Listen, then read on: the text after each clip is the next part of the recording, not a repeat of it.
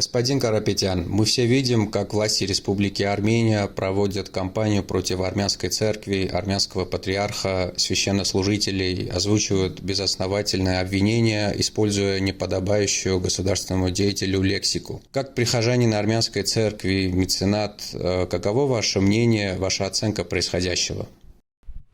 Ինչ կարծիք է ես պետք է ունենամ, եթե մի փոքրիկ Какое мнение у меня может быть, если маленькая группа, забыв историю Армении, тысячелетнюю историю армянской церкви, набросилась на церковь, на армянский народ? հայ եկեղեցու վրա, հայ ժողովրդի վրա Поскольку я всегда был рядом с армянской церковью и армянским народом, я приму непосредственное участие. ունենալու եմ անմիջական մասնակցություն, Если у политических деятелей не получится, тогда мы по-своему будем участвовать во всем этом. մեր ձևով ենք մասնակցելու այդ ամեն ինչին։